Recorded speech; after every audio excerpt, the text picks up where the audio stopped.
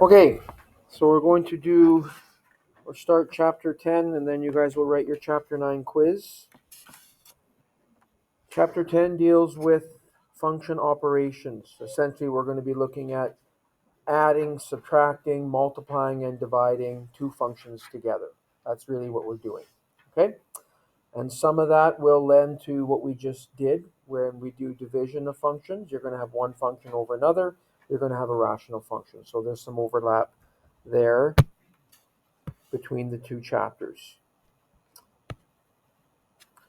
So we're going to sketch the graph of a function that is the sum or difference of two functions in the first part here.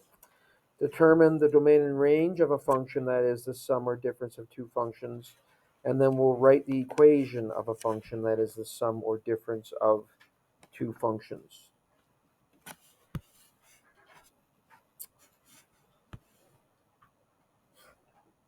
Okay, so on the next page, at the bottom, you can form new functions by performing operations with functions. To combine two functions f and g, you add or subtract as follows. The sum of the functions, which is a new function h at x, can be written as f at x plus g at x. It can also be written as f plus g at x. They mean the same thing. So if you look at the second expression, f plus g at x really means f at x plus g at x. And when you take the difference of two functions, h at x could be written as f at x minus g at x or f minus g at x. When you add functions, order doesn't matter. But when you subtract, you have to pay attention to the order that they are written in. It will matter usually when you're subtracting what order you do it. So you need to pay attention to the order when you're talking about the difference of two functions. So example 1, we have two functions, f and g.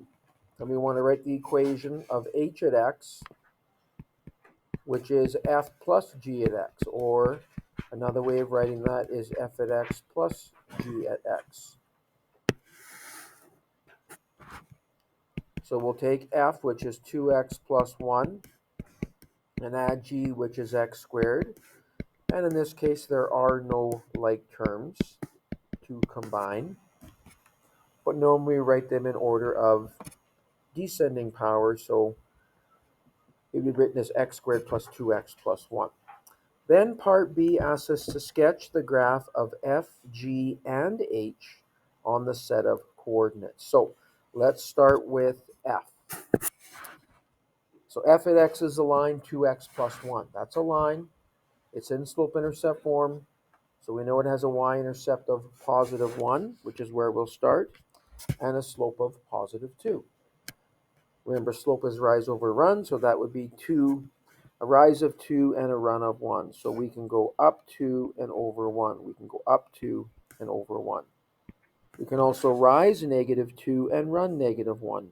Rise negative 2 and run negative 1. We can do that. So that would be one way to sketch that graph. It is in slope-intercept form, so we can use the slope and the y-intercept to graph the line.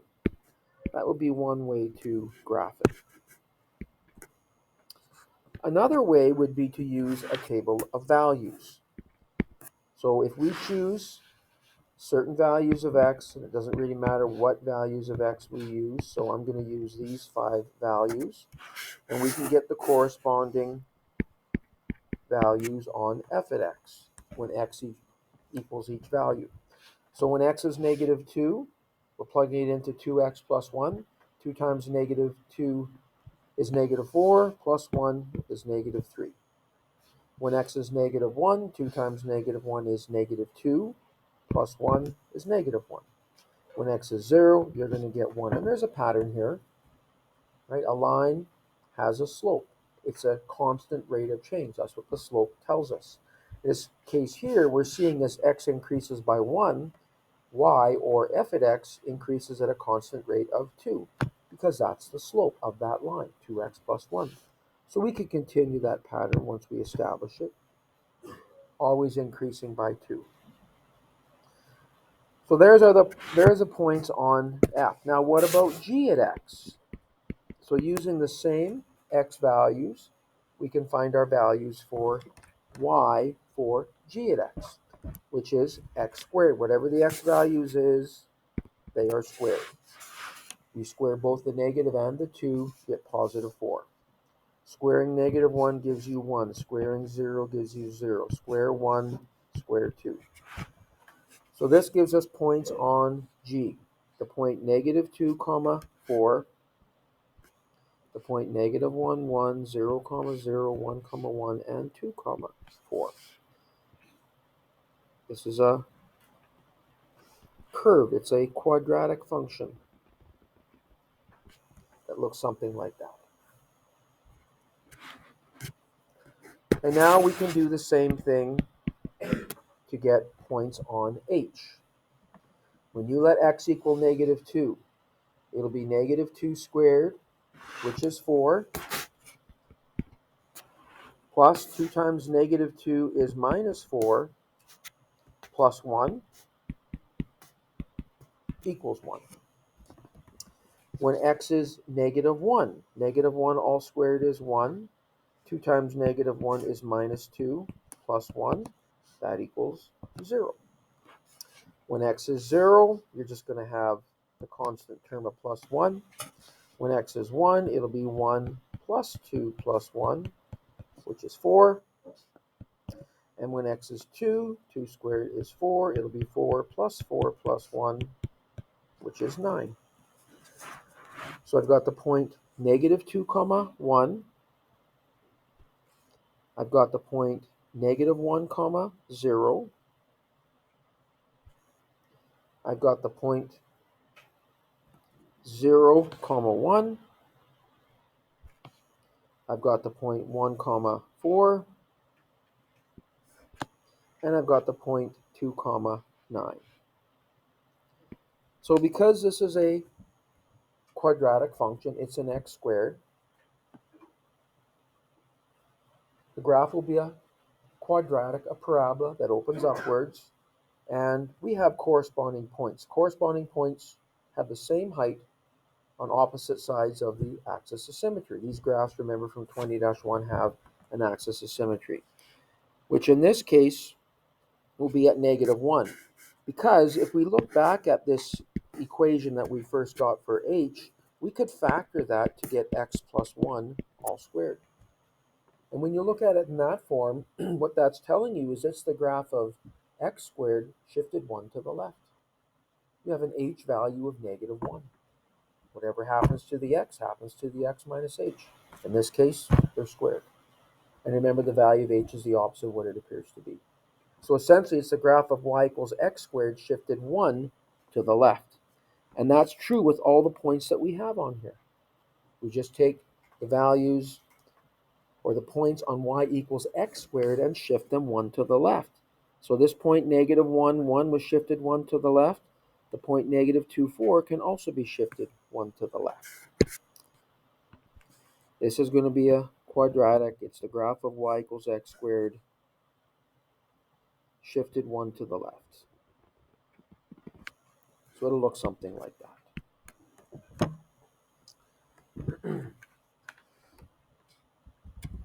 But I want you to notice something else as well. You can get the points, the values for h at x, which is the last column in our table, by using the values from f at x and g at x. If you add them together, negative 3 plus 4 does equal 1. Negative 1 plus 1 does equal 0. 1 plus 0 equals 1. 3 plus 1 equals 4. And 5 plus 4 equals 9.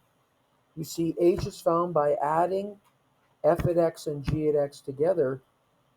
F at x, those values come by letting x equal different values to get what f at x equals, to get what y equals. And the same thing for g at x. So you can take the y values from f and g and add them together to get h, because h is found by adding f at x and g at x. So this gives us a process, especially if you have the original two graphs, a really easy way to sketch the graph of the sum of the two functions. The domain and range of h at x, well, the domain, there are no restrictions on x. It goes from negative infinity to positive infinity. It's a quadratic that opens upwards, and as it goes up, it's going forever to the left and forever to the right. But our range has restrictions because it starts at the point -1, 0 and goes upwards forever. So it starts where y is 0 and goes upwards forever to infinity.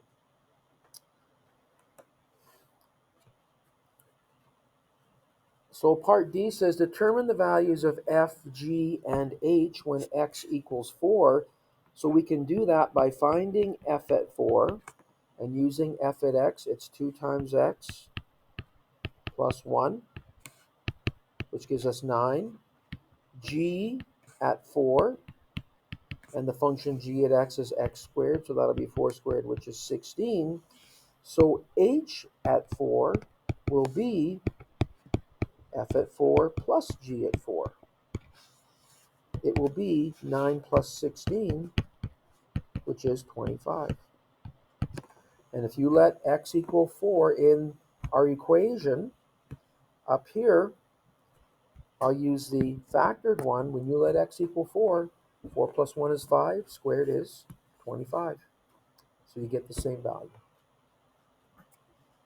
So again, this gives us a really easy way to sketch the graph of a new function, h, if it's defined as f at x plus g at x, which is what this next example is asking us to do. We are given the graphs of f and g. We need to find h, which is f plus g at x.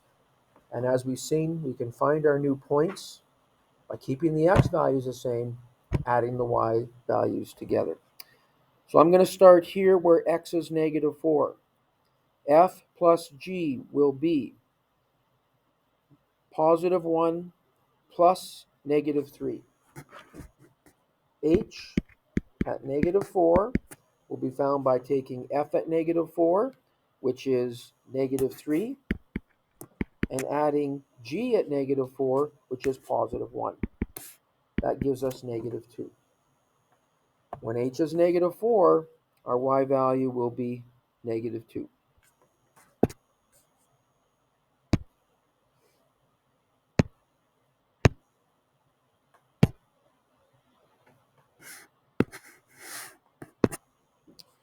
So that's that point right there. The next x value I can use is -3. So h at -3 will be f at -3, which is, again, -2, plus g at -3, which is 0. That also equals -2. That point right there. Sorry, that would, yeah, f at -3. Now we'll do h at -2, which can be found by taking f at -2, which is -1, plus g at -2, which is also -1.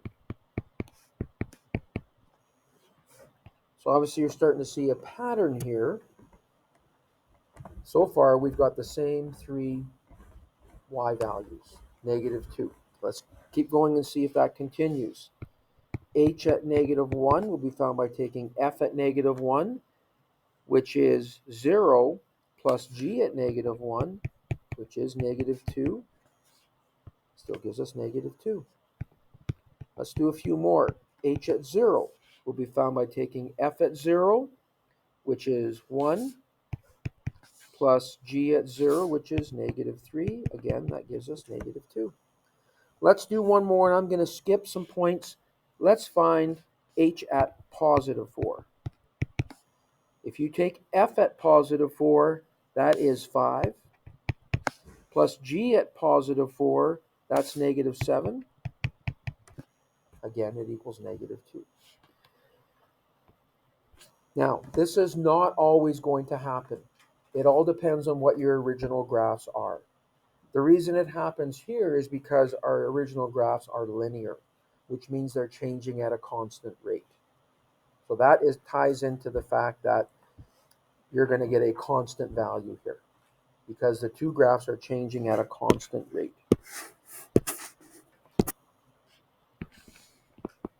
So in this case here, our new graph is a horizontal line, and remember our graphs always have arrows on the end. They continue forever following that same pattern. So we can do the same thing for this example, but now it's f minus g at x. And so f minus g at x, which is what m and x is, can be found by going f at x minus g at x. So just like before, we can subtract the y values. But now order matters. You got to make sure that you always do f first and g second. We did that with the last example, but it wouldn't have mattered because you're adding anyways. So it wouldn't have mattered. But I start at m at negative 4. It'll be f at negative 4, which is negative 3, minus g at negative 4, which is positive 1. Negative 3 take away 1 is negative 4. So I'm going to have the point negative 4, comma, negative 4, that point right there. What about m at negative 3? So that'll be f at negative 3, which is negative 2, minus g at negative 3, which is 0. Here we're getting a different number. We have the point negative 3, comma, negative 2. That point right there. What about m at negative 2? So it'll be g at negative 2 minus, f at negative 2 take away g. Well, they're both negative 1. It'll be negative 1 minus negative 1. The minus minus becomes a plus positive. Negative 1 plus 1 is 0. So these 3 points line up, but obviously this is a different line so far anyways, because this one's going to have a positive slope, not a slope of 0. Let's find a few more points to make sure this pattern continues. M at 0, well, that'll be f at 0, which is 1, minus g at 0, which is negative 3. The minus minus becomes a plus positive, and we'll get the point 0, comma 4. So see, I skipped negative 1. I didn't do m at negative 1, and that's fine. Let's do one more. Let's do m at 1. So it's f at 1, which is 2, minus g at 1, which is negative 4. Again, the minus minus becomes a plus positive. You get the point 1, comma 6, which is right there. And then we've kind of run out of room on our grid. So we'll join all these points. Again, they all line up to form a line.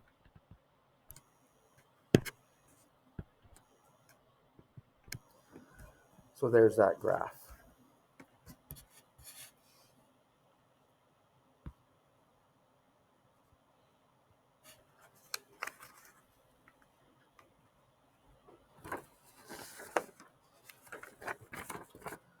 Okay. Number 3, you're given f and g. Determine the equation of h, which is f at x, the root of x minus 1, minus g. Now you have to remember you're subtracting all of g, which means we put it in brackets. And that's important because the negative sign in front of the brackets changes all the signs inside. So it'll become a negative x and a positive 2. And we're given the graphs of f and g. We want to sketch the graph of h on the same axes. And notice that the graph of f has a restriction. F at x is the root of x minus 1. So that'll be the graph of the root of x, which starts at 0, comma 0 and goes upwards and to the right. We saw that back in chapter 2. But that's going to be shifted 1 to the right, because you'll have an h value of 1 there. Remember, whatever happens to the x happens to the x minus h. In this case, they're both under the radical. So there is a restriction on the domain of f, x has to be greater than or equal to 1. So that's the smallest value that we can start with for h. We can't use a value of x less than 1 because we've got no value of f to start with. So h at x here, the very first one we can find will be h at 1. It'll be f at 1, take away g at 1. F at 1 is 0, g at 1 is negative 1. 0 minus negative 1 becomes plus 1. H at 2 will be f at 2, which we can get. It's positive 1, minus g at 2, which is 0. So that also gives us 1. Grab this booklet up here.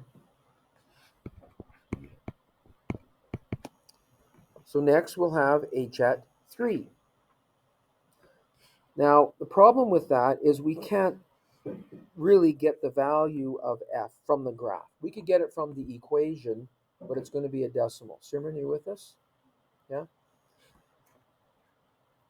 So we could use the equation, but we'd have a decimal. Okay, so I'm going to avoid that. So let's see what the next point that we could use is. Can't really use 4. We can use 5 though. It looks like we can see what the values are for both graphs when x is 5. So f at 5 appears to be 2, minus g at 5 appears to be 3. This gives us a different value, negative 1. Okay, what's the next point we use? Can't really use 6, can't really use 7, 8, but looks like we can use 9 from the graph. H at 9 would be f at, actually no, we can't quite. Let's use 10 instead, because f at 9 looks to be a decimal. So f at 10 is 3 minus g at 10, which is 8. That gives us negative 5. So we can put all these points on here. We've got the point 1, comma 1. We've got the point 2, comma 1. We've got the point 5, comma negative 1. And we've got the point 10, comma negative 5. So you're looking at this and you might think that there's a straight line between 1 and 2 and then another line going downwards. But let's use our graphing calculators to check that.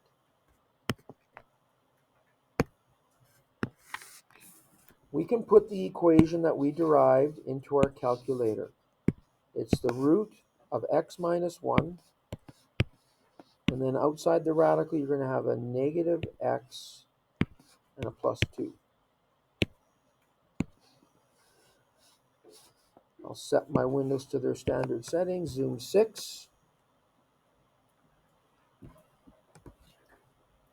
So we can definitely see that it's going downwards there, right? Let's use zoom decimal to see if we get a little more clarity. It doesn't really look that much different. Let's go into our trace mode and start at x equals 1.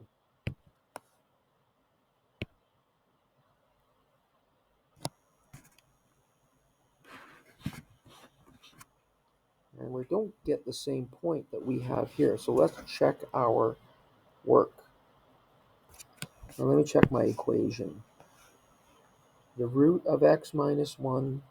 Oh, I put a negative sign there instead of subtraction. That's why. That's why.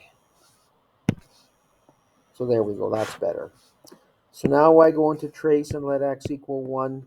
And if I scroll over to the right, and you can see it on the graph, it looks like the graph rises a little bit to a maximum and then goes down from there. We can find out what that maximum point is. Second function trace, number 4, which is our maximum.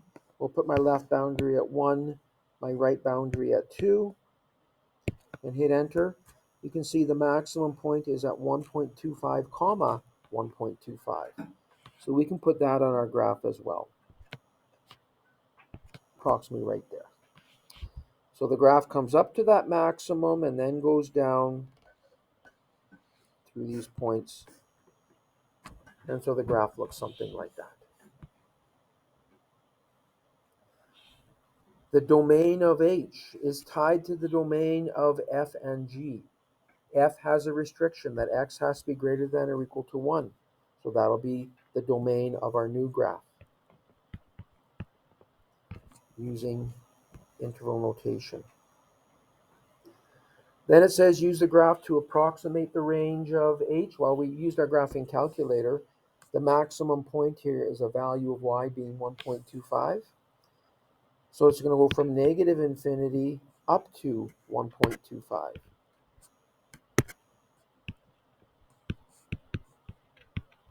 And the 1.25 is included. Right, we saw that on our graph.